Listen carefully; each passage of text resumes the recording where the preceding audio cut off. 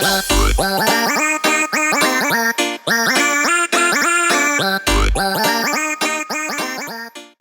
tout le monde. Coucou. Alors on se retrouve aujourd'hui pour une nouvelle vidéo. Une nouvelle recette qui est assez sympa pour la période estivale. Puisque donc ça sera une tarte tapenade tomate. Donc c'est une tarte que vous pouvez servir chaude avec une salade mais également froide après, donc c'est pour ça que je dis que c'est sympa en été par exemple pour un pique-nique. Donc du coup, pour cette recette au niveau des ingrédients, de quoi aurons-nous besoin? Alors pour cette recette, on aura besoin de tapenade maison ou industrielle. Maison c'est bien mieux, c'est un meilleur goût. De la moutarde, des tomates fraîches et coupées en fines lamelles, de l'emmental râpé Ou du comté, ou du comté si râpé. vous aimez, une pâte feuilletée, du sel, du poivre et des herbes de Provence.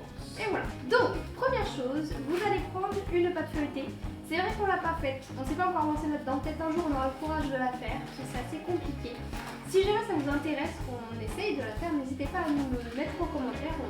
On testera plusieurs recettes et puis on vous présentera la meilleure selon nous, il n'y a pas de souci. Alors une fois avoir mis la pâte dans le moule, une fois avoir étalé la pâte, Une fois avoir étalé la pâte.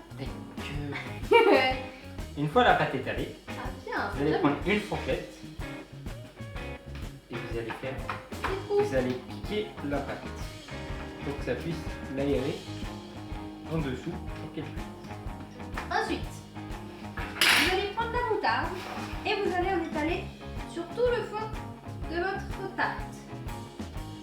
Après avoir étalé toute la moutarde, on étale la tapenade. Voilà.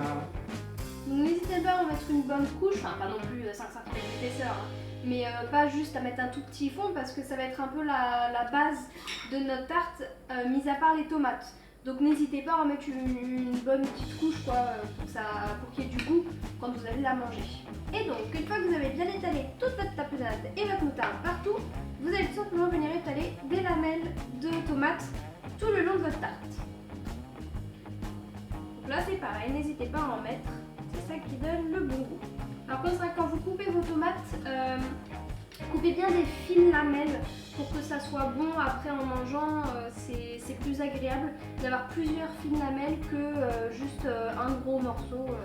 Donc vraiment couper finement c'est plus agréable. Donc ensuite, vous allez mettre déjà premièrement un petit peu de sel, de poivre et d'herbe de Provence sur les tomates. Attention le sel, vraiment une pincée parce que la tapenade est déjà salée, donc très peu. Par contre le poivre, les herbes de Provence, on peut y aller, ça y a pas de souci. Voilà.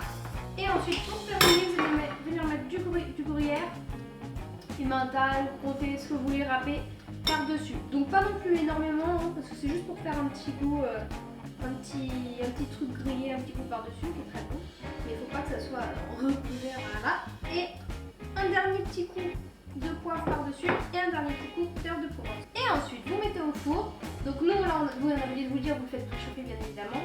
Et vous le mettez au four à 200 degrés.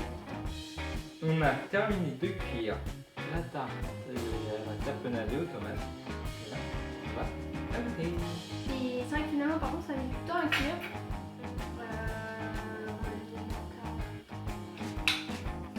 Finalement, elle a mis 40 minutes à cuire. 40, ouais. Ouais, quelque chose comme ça.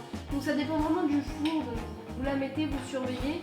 Une fois que vous voyez que le gruyère il est grillé et surtout que la pâte qui est autour elle est bien dorée. Donc une fois que la pâte autour elle est bien dorée, vous la sortez du four tout simplement.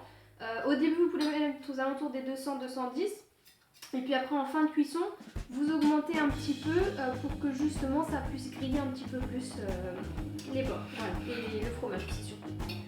Donc, alors t'as goûté, c'est bon ou pas? Très bon. C'est vraiment une super recette. Donc après nous vous voyez on n'a pas beaucoup de beurre parce qu'on a fait une grande tarte et du coup c'était pile poil. Moi je sais que j'aime bien quand il y a du beurre, donc c'est comme ça, n'hésitez pas à faire une petite tarte comme ça vous pouvez rabattre la pâte et faire des gros beurres. Petit moule, pas une petite tarte. Un petit plat. On espère que vous allez faire cette recette, qu'elle va vous plaire. Et si vous l'avez aimé, n'hésitez pas à nous dire en commentaire. Donc si vous avez des d'amélioration à mettre, hein, n'hésitez pas, on est vraiment ouvert à toute suggestion. Et sur ce, n'oubliez pas, devenez vous aussi Des idées de cuisine. Ciao, à la prochaine. Bye.